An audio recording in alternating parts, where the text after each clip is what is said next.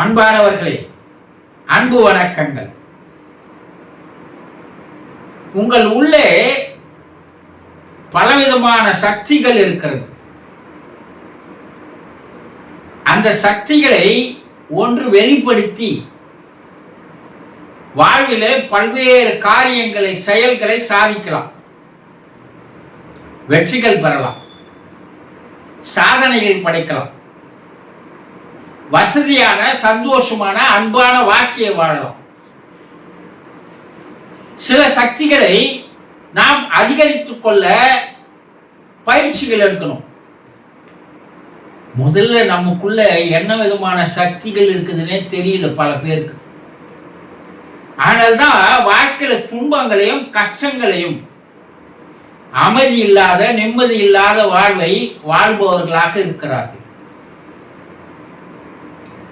இன்றைக்கு உங்கள் உள்ள இருக்கின்ற ஒரு சக்தியை நான் சொல்ல இருக்கிறேன். ஒவ்வொரு நாளும் ஒவ்வொரு சக்தியை பற்றி பேசி வருகிறோம். ஏதாவது ஒரு சக்தியை நன்றாக தெரிந்து கொண்டு அதை டெவலப் பண்ணாவே போதும். உங்க வாழ்க்கையில நீங்க சந்தோஷமா இருக்கலாம். இன்னைக்கு நம்ம பார்க்க போற சக்தி என்னன்னா, கரிஷ்மா என்று ஆங்கிலத்தில் அழைப்பார்கள். கவர்ச்சி என்று தமிழில் சொல்லலாம். நமக்கு உடனே என்ன எண்ணம் உதிக்குதுன்னா, கவர்ச்சின்னா ஒரு திரைப்பட நடிகை அரைக்குறையா ஆடை போட்டு வந்தான்னா அவ கவர்ச்சியா வரப்பா, இப்படிதான் மட்டமான எண்ணம் உடனே உதிக்கும். அதல்ல கவர்ச்சி என்பது. நீங்கள் கவர்ச்சி மிக்க மனிதனாக, கரிஷ்மா அதிகமான உள்ள மனிதனாக நீங்க மாறணும். அதற்கு உங்களை தயார்படுத்தணும், அதை டெவலப் பண்ணணும். அது ஒரு இனம் புரியாத கவர்ச்சின்னு சொல்லலாம். அது எப்படி டெவலப் ஆகுது, எப்படி ஒரு மனிதனை சுற்றி கூட்டங்கள் சேருகிறது, எப்படி அவனுக்கு மட்டும் அந்த கெப்பாசிட்டி வருது. எல்லாரும் போல மனுஷன் தானே அவன். ஆனா அவனுடைய இசைக்கு மயங்குகிறார்கள், அவனுடைய பேச்சுக்கு மயங்குகிறார்கள், அவனுடைய திறமைக்கு, பர்சனாலிட்டிக்கு மயங்குகிறார்கள். இப்படி மயங்குகின்ற மனிதர்கள், மயக்குகின்ற மனிதர்கள் அழகா இருப்பானுங்களா பார்த்தா கிடையாது. அவர்கள் உருவத்தில் அழகு இல்லாதவங்களா தான் இருப்பாங்க.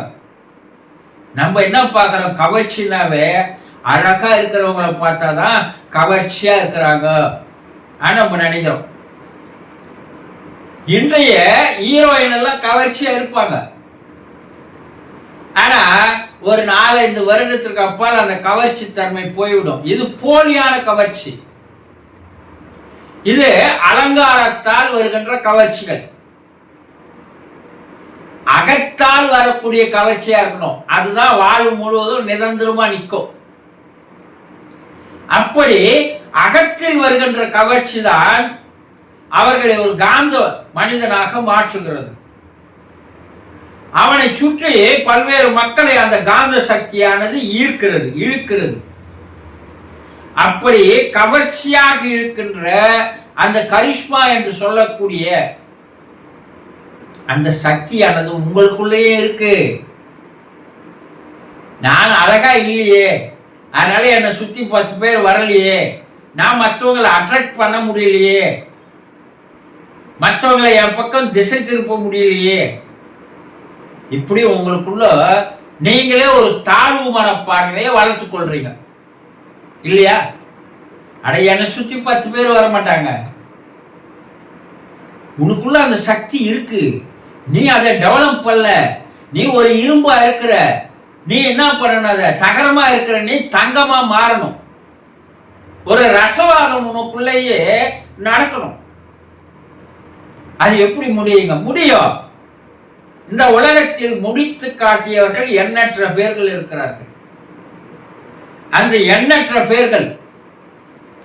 ஆபிரகாம் லிங்கன் எடுத்துங்க, மிக மிக அழகற்ற ஒரு மனிதர் யாருன்னா அவரா தான் இருப்பார்.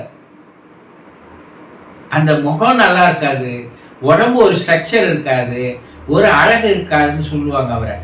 ஆனா உலக மக்கள் அனைவருமே அவருடைய பேச்சுக்கு கட்டுப்பட்டு மயங்கினார்கள். பேச்சாற்றல் மிக மிக திறமையாக இருந்தது. உலகத்தில் அது போல பேசுறவன் ரொம்ப ரொம்ப கம்மி. அப்ப அவருடைய பேச்சாற்றல் அவருக்கு ஒரு கரிஷ்மா பவரை தந்தது. பல பேர்கள் சொல்லலாம். நெப்போலியன் ரொம்ப குள்ளம், ஆளே ரொம்ப குள்ளம். நம்ம என்ன சொல்ல, அட குள்ளா அப்படின்னு கூப்பிடுவோம். ஆனா அவர் இந்த உலகத்தையே தன்வசப்படுத்தினார். அலெக்சாண்டர் அவர் ஒன்றும் அழகு கிடையாது. அதே நேரத்தில் நம்முடைய தமிழகத்தில் எடுத்துட்டா அண்ணாதுரை போல பேச்சாற்றல் மிக்கவர்கள் யாரும் கிடையாது. ஆள் குள்ளம், ஒன்னும் அழகு கிடையாது. ஆனா எதிர்கட்சி தலைவர்கள் கூட அவருடைய பேச்சை கேட்டு மயங்குவார்கள். மகுடிக்கு அடிப்படுகின்ற அடிப்பணிகின்ற பாம்பு போல மக்கள் என்ன பண்ணிடுவாங்க, அவருடைய பேச்சை இன்னும் கேட்கலாமா கேட்கலாமா. பேச்சாற்றல் மிக்க மனிதர் தமிழகத்துல. கலைஞர் அவர்கள் பேச்சாற்றல் மிக்க மனிதர். அது போல பல பேரை நம்ம சொல்லலாம். ஏதோ ஒரு திறமை அவர்கள்கிட்ட இருக்கு. கண்ணு தெரியாது, காது கேட்காது, பேச முடியாது என்று இருக்கக்கூடிய இசை கலைஞர்கள், பீத்தாவான், மெசாட் போன்றவர்கள் எல்லாம் உலகிய தன்னுடைய இசைக்குள் கட்டுப்படுத்தினார்கள் மக்களை. இசை திறமை அவங்க கிட்ட இருந்தது, டேலண்ட். சரி, இது ஒரு விதமான கரிஷ்மா. அவர்களுடைய பர்சனாலிட்டி, அவர்களுடைய ஆளுமையை, தனித்தன்மையை வளர்த்து கொண்டதால் உலக மக்களை தன் பக்கம் இழுத்தார்கள். வாழ்க்கையில பெரிய சரித்திரங்களை படிச்சாங்க, வெற்றிகளை அடைஞ்சாங்க இல்லையா? சரி, இன்னொரு பக்கம் பாத்தீங்கன்னா எம்ஜிஆர் அவர்கள் கரிஷ்மா அதிகமாக இருக்கக்கூடிய ஒரு மனிதராக வாழ்ந்தார். ஜெயலலிதா கூட அது போலதான். ஒரு பக்கம் பார்த்தீங்கன்னா ஆன்மீகத்துல அவங்களுக்கு அழகு என்பதே கிடையாது. ராமகிருஷ்ண பரமஹம்சரா இருக்கட்டும், ரமண மகரிஷியா இருக்கட்டும், ராகவேந்திரா இருக்கட்டும், அரவிந்தரா இருக்கட்டும், அன்னை மிராவா இருக்கட்டும், திருவண்ணாமலை விசிறி சாமியாரா இருக்கட்டும், சேஷாத்திரி சாமிகள் இருக்கட்டும், ஷீரடி பாபாவா இருக்கட்டும், இந்த ஆன்மீக தலைவர்கள் என்று சொல்லக்கூடிய இவர்கள் எல்லோரும் அழகில்லாதவர்கள். அந்த அளவுக்கு ஒரு அட்ராக்டிவான ஒரு உருவம் கிடையாது. ஆனா உலக மக்கள் எல்லாம் அவர்கிட்ட போய் தன்னை அர்ப்பணித்துக் கொண்டதற்கு என்ன காரணம்னா, மாபெரும் கரிஷ்மா மிக்க மனிதர்களாக அவர்கள் தன்னை வளர்த்து கொண்டார்கள். அது தியானத்து மூலமா இருக்கலாம், யோகத்து மூலமா இருக்கலாம், உள்ள அன்பு அதிகரித்து இருக்கலாம். வள்ளல் பெருமான் இப்படி ஆன்மீக தலைவர்களை எடுத்தாலும் கரிஷ்மா அதிகமாக தனக்குள் வளர்த்து கொண்டவர்கள். அதனால் மக்களை அவர் ஒரு கவர்ச்சி தன்மை அவர்களிடம் இருந்தது இல்லையா? இப்படி உலக சரித்திரங்களை எல்லாம் எடுத்து பாருங்க. சரித்திரம் படைத்தவர்கள், சாதித்தவர்கள், வெற்றி படைத்தவர்கள், மக்கள் அனைவரும் மயங்கியவர்கள். இவர்களெல்லாம் கொஞ்சம் கொஞ்சமா எடுத்து பார்த்தோம்னா அவர்களிடம் கரிஷ்மா, அந்த பவர் அதிகரித்ததுக்கு காரணம் என்னன்னா அவர்களுடைய தனித்தன்மை என்று ஒன்று இருந்தது. அந்த தனித்தன்மையை அவர்கள் வளர்த்து கொண்டார்கள். அதிலேயே வாழ்க்கையை குறியாக கழித்தார்கள். ஒரு காலகட்டத்திற்கு அப்பால் மாபெரும் காந்த மனிதனாக அவர்கள் மாறினார்கள். உங்ககிட்ட இருக்கு, நீங்க இல்லாத ஆள் இல்ல. உங்களுக்கு என்று ஒரு தனித்தன்மை, ஒரு பர்சனாலிட்டி, ஒரு ஆளுமை தன்மை உங்ககிட்ட இருக்கு. உங்களை இல்லாம இறைவன் படைக்கல. ஆனா அதை நீங்கள் அறிந்து கொள்ளவில்லை, அதை புரிந்து கொள்ளவில்லை. அதை அறிந்து ஏதோ நம்ம கிட்ட ஒரு திறமை இருக்கு, ஒரு தனித்தன்மை இருக்கு, ஒரு பர்சனாலிட்டி இருக்கு, இதை நம்ம கண்டுபிடிச்சு இதை சிறிது சிறிதாக வளர்த்து கொண்டே வரலாம் என்ற எண்ணம் ஏன் வரல? என்ன, உங்களுக்கு சாப்பிட்றதே சந்தோஷம், தூங்குறதே சந்தோஷம், தொலைக்காட்சி பார்க்கறதே சந்தோஷம், கைபேசிலே வாழ்க்கையை கழிச்சிடலாம், அது ஒரு பெரிய சந்தோஷம். இப்படி உங்களுடைய புலன்கள் அனைத்தும் வெளியே இழுத்துமை உங்களை அலைகழிக்கிறது. அதுவே வாழ்க்கை போதும், நமக்கு வேற எதுவும் வேணாம் என்பதால் நீங்கள் வாழ்ந்து கொண்டிருக்கிறீர்களே. அப்போ உங்க தனித்தன்மை எங்க? உங்க ஆளுமை எங்க? உங்க திறமை எங்க? எங்க போச்சு? உள்ளுக்குள்ள நீங்களே அதை புதைத்து வைத்திருக்கிறீர்கள்.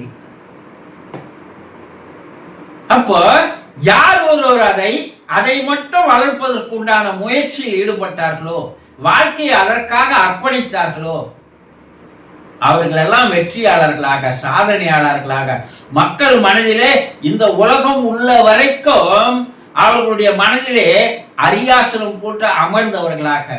மறக்க முடியுமா அவங்கள? சொல்லுங்க, மறக்கவே முடியாது.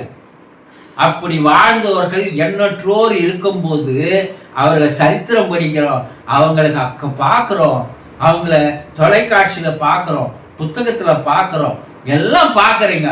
ஆனா ஏன் நம்மால அது போல ஆக முடியல என்பதை சிறிதும் சிந்தித்து பார்ப்பதே இல்லை.